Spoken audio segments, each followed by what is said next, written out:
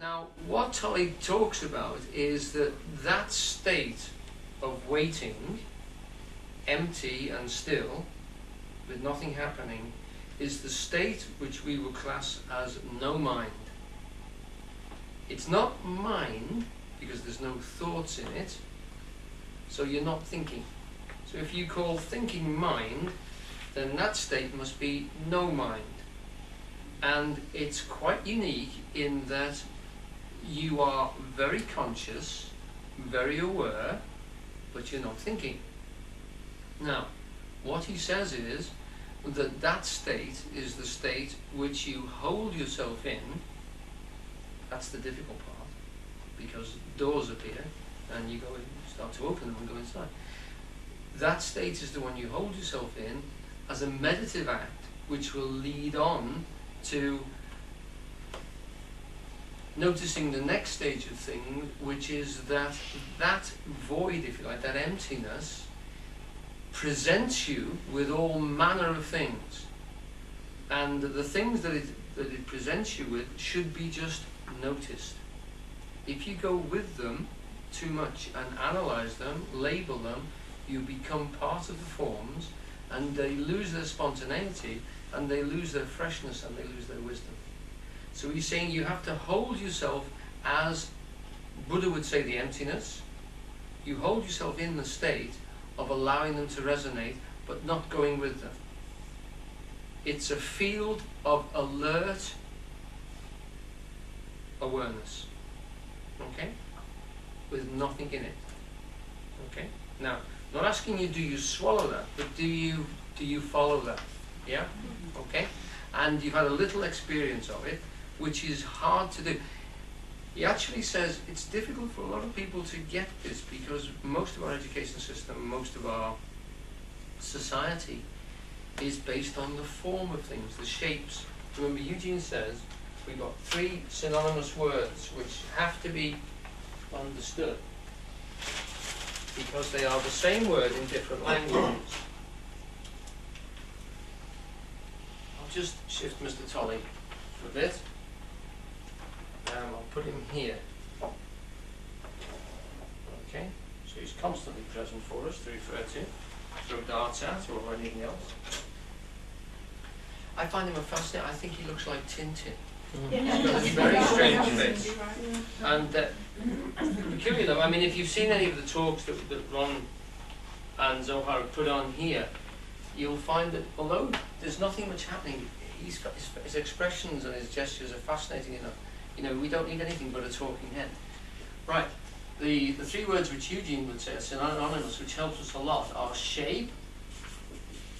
Forgotten how to spell shape then for a moment. Form. An idea. And he says that though it's Anglo-Saxon, this is Latin and that is Greek, and they all mean the same thing. So what is an idea? It's a shape in the mind, but if you idealize something, you're talking about its shape, literally where it stops and where other things begin.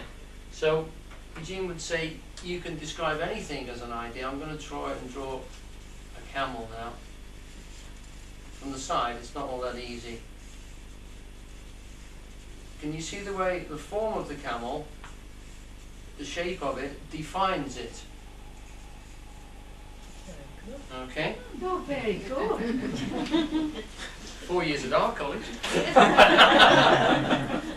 So, shape, form, idea. This is the world of forms that we live in. And we have forms in our head. So I could see that in my head before I drew it. We have forms out in the world, more and more complex forms, which we're constantly discovering and analysing. And you can break that down into bits. You can say head, feet, look at his feet, the wonderful hump, tail, etc. You can analyse it quite easily. But Eugene's point is that there is something in there which has been delineated, or if you like, circumscribed by a line. The line is the same as the definition. And the definite definition is the form or the shape or the idea of what camelness is to us. Okay? So all those things are to do with that. So the Buddhist teaching, and Tolle will talk a lot about form, the world of forms. And if you translate it back to the sort of Anglo-Saxon shape, it constantly gives you the idea how one of these things can be a shape, and it's also a shape inside your head, because you can think about this weird board device, or the piece of paper, or the pen, your head or whatever. You can hold these things as forms inside your head and forms outside in the world. And he then sort of says very cleverly, so consciousness can exist as things in the world, which you like say like are the solid, the ice, if you like, effect of very, very formed, objectified energy, or ideas, which is like gaseous or steam, the nebulous, and it holds a shape but very nebulously, it's constantly dissipating and changing as our mind does, or as pure energy, just consciousness itself. So there are levels of consciousness: pure awareness, mental awareness, and physical reality awareness. Okay? So that relates with those sort of concepts there. And Tolle is then saying, well, what we have to deal with is if we can get into the pure state, we then get underneath the others, so we can understand the forms of things in a completely different way. And what comes up, if we do this for any length of time, is beauty, love, creativity, joy, inner peace. And they arise from beyond the mind. And we get in touch with those by reducing the thinking, ultimately stopping the thinking. And that those states come through once we have stopped the mind. Okay?